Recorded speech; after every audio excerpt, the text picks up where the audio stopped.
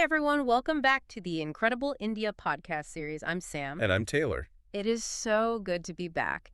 When we usually sit down to talk about travel, and especially a place as massive and just overwhelmingly beautiful as India, we tend to focus on the best of lists. Right. The top 10 forts, the best beach in Goa, the one curry you absolutely have to eat. It's very much a checklist. Exactly. It's like we treat the country as a kind of supermarket. We go in, we consume the sights, take the photos, and then we check out.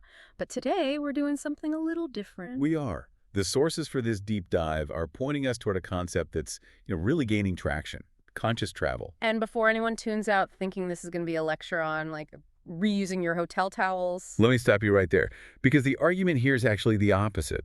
The research suggests that by traveling consciously, by making these specific choices we're about to talk about, you actually get a better trip. A better trip? How so? Richer, more authentic, more memorable.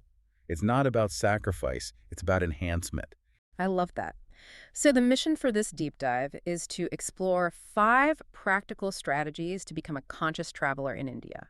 We're going to cover everything from where you sleep to what you buy. It all starts with the understanding that India draws millions of travelers. With that kind of volume, we need a more thoughtful approach to see travel as an exchange, not just consumption. Travel as an exchange. I like that. Okay, So let's dive into strategy number 1.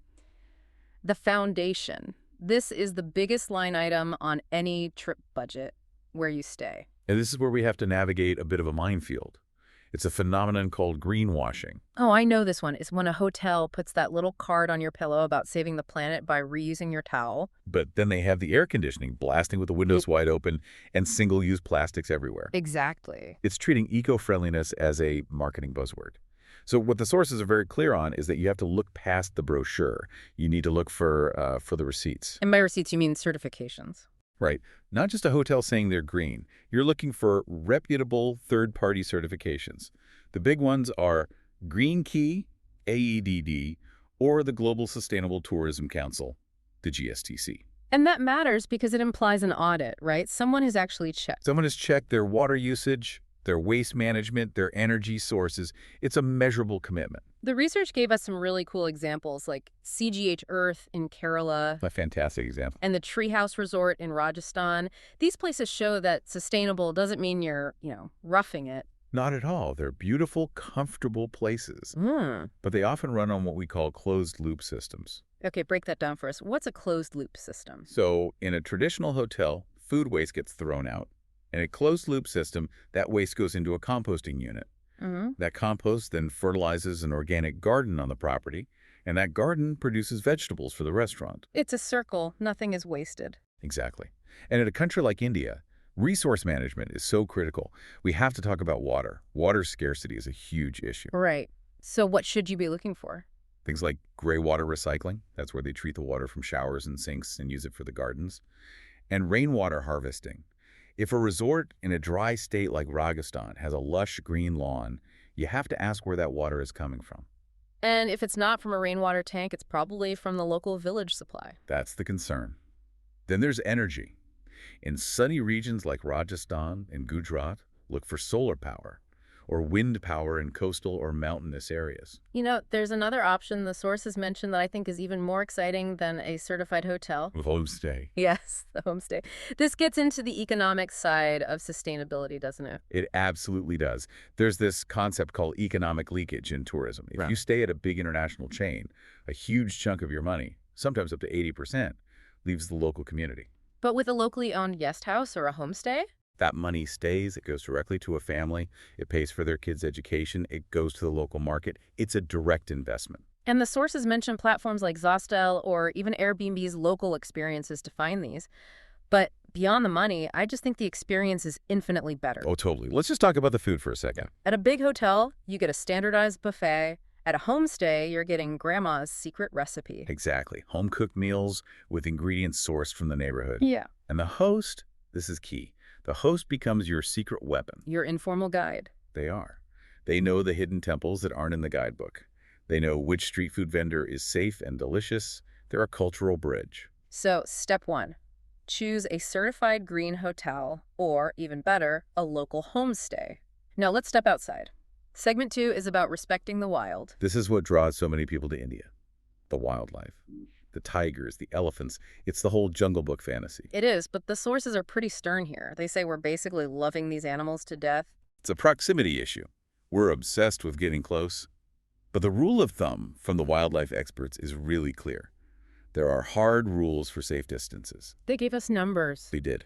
For large mammals like tigers, it's 25 meters. Okay. And for elephant herds, 50 meters. 50 meters! Wow, that's half a football field. It feels far. It does, especially when you want that perfect photo. But you have to understand the biology. Getting too close triggers a stress response. The animal sees you as a threat. So they're not posing for us, they're panicking. Precisely. It can cause them to abandon a kill, or worse, abandon their cubs, or they might charge, which is dangerous for everyone involved. Which brings us to the selfie problem. Ugh, yes. Please leave the selfie stick at home. If you are close enough to get a tiger selfie, you are part of the problem. Use binoculars. Use a telephoto lens. Respect their space. And this goes beyond just the parks. The sources talk about a darker side of animal tourism that we need to address. They explicitly warn against activities that exploit animals. This is a tough one, but it's so important. Let's start with elephant rides. Which used to be like a staple of Indian tourism. We know better now. An elephant spine is not designed to carry that weight. It causes severe, long-term joint and skeletal problems. If you see elephant rides offered, just say no. And what about things like snake charmers or dancing bears? Hard no. These are often animals captured from the wild. Snakes might have their fangs removed or mouths sewn shut. It's just straight-up exploitation. So how do you do it right? How do you find an ethical operator? You look for the anti-guarantee. The anti-guarantee? What's If a tour operator says, "We guarantee you will see a tiger," you should run the other way. Because nature doesn't offer guarantees. Exactly. A guarantee suggests they might be baiting animals. Yeah. You want to support community-based tourism where the revenue funds anti-poaching patrols and habitat restoration. Okay, that makes sense. So we know where to stay, how to see wildlife. Now, let's talk about getting around. Segment 3, transportation. How we move matters. And the sources get really romantic about the Indian railways here. As they should, it's iconic. But beyond the romance, there's a hard metric. There is. Traveling by train produces roughly 45% fewer carbon emissions than flying domestically. That is a massive difference. Almost half, wow. And the network is incredible. You have the IRCTC for booking legendary trains like the Rajdhani Express from Delhi to Mumbai. Honestly, looking out the window of a train is the best way to see the landscape change. You just can't get that from 30,000 feet. But you can't take a train to the corner store. What about getting around a city? This is where we talk about micromobility. Ditching the motor. Walking and cycling. It sounds simple, but it's transformative. The sources mention apps like Yulu for bike sharing in Bangalore and Mumbai. But even just walking, think of old Delhi. The lanes are too narrow for cars anyway. Right, if you're in a car, you're just stuck in traffic. Exactly. On foot, you smell the spices, you see the architecture. Same with the French Quarter of Pondicherry or the blue city of Jodhpur. Of course, safety is a factor. Always. Stick to well-lit areas. The sources point to Jaipur's heritage walking circuits as a great example of safe, curated zones. Okay, but sometimes you just have to fly. India's a huge country. It is. So if you have to fly, how do you do it smartly? Two things. First, choose direct flights. Takeoff and landing burn the most fuel. Avoiding a layover can cut your emissions by 20 to 30%. And second, the plane itself matters. It does. Airlines like Indigo, Vistara, and Air India are modernizing their fleets with more fuel-efficient planes like the Airbus A320neo or the Boeing 787 Dreamliner. Got it. Okay, let's get to my favorite part of any trip, shopping and eating. Segment 4, the local economy. This is where your wallet becomes a really powerful tool for good. The sources are so emphatic about this idea of buying from artisans versus middlemen. What's the difference? When you buy a souvenir in a big airport shop, who knows where that money goes? Probably to a corporation. But if you buy directly from the artisan You're bypassing the middleman. and putting money directly into their pocket. They gave some beautiful examples, like the wooden toys from Channapatna in Karnataka, Or the ikat weaving from Possibly in Telangana. Madhubani artwork in Bihar, which often comes from women's cooperatives, or hand-woven pashmina shawls in Kashmir. And if you can't get to the village itself, you can look for the government-certified craft centers. That guarantees authenticity and fair wages. Exactly. Now, food. The advice here is simple. Eat where the locals eat. A family-owned restaurant, A dhaba in Rajasthan serving dal bati churma. A small coastal family place in Goa for fresh fish curry. And that's sustainable because it supports the whole supply chain, right? The whole supply chain. That family buys veggies from the local market, fish from the local fishermen. Your lunch supports the entire village economy. Before we move on, we have to touch on the do not buy list. This is serious. Very serious. Wildlife trafficking is fueled by tourists who don't know any better. The list includes things like ivory, tiger bones, rhinoceros horn. Turtle shells, snake skin. And one that catches people off guard, the Chatouche shawl. I wasn't aware of this one. What is it? So pashmina is fine, that's wool shorn from a goat, but Chatouche is made from the hair of the Tibetan antelope, which is endangered.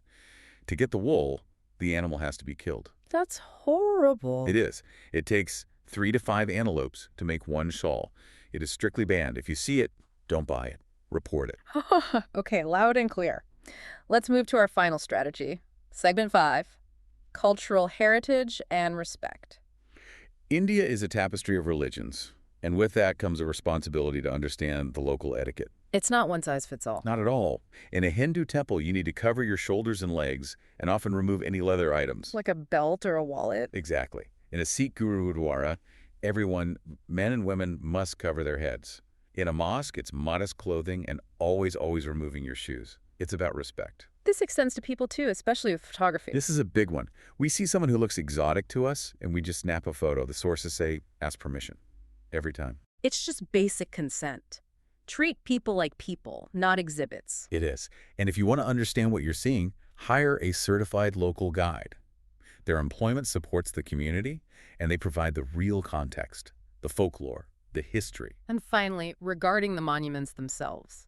Heritage preservation. Visit off-peak if you can to reduce overcrowding. And please, do not touch the ancient structures. The oils from our hands damage them over time. So we've covered a lot: accommodation, wildlife, transport, economy, and culture. If we boil this all down, what's the big takeaway? I think it's mindfulness. It's realizing that every dollar you spend and every step you take is a vote. You can vote for exploitation, or you can vote for preservation. So taking that train, buying that local honey, staying in that eco-resort, these aren't just transactions. No, they create ripples that help the community. And I love your point from earlier that it doesn't mean sacrificing joy. Not at all. I would argue that responsible travel actually makes the journey more meaningful. It preserves the magic of India for the future. Absolutely. It's about keeping incredible India, well, incredible. Couldn't have said it better myself. Now, before we sign off, we do have a specific resource for you. If you decide to travel to India, we have a recommendation. 5 Senses Tours organizes tours across India, which are immersive cultural experiences. They really align with everything we've been talking about today. You can email contact@fivesensestours.com. Note 5 is written as a numeral in contact at fivesensestours.com. Or WhatsApp to +919-8456-77446. That's it for this deep dive. Thanks for listening and happy travels. Safe travels, everyone.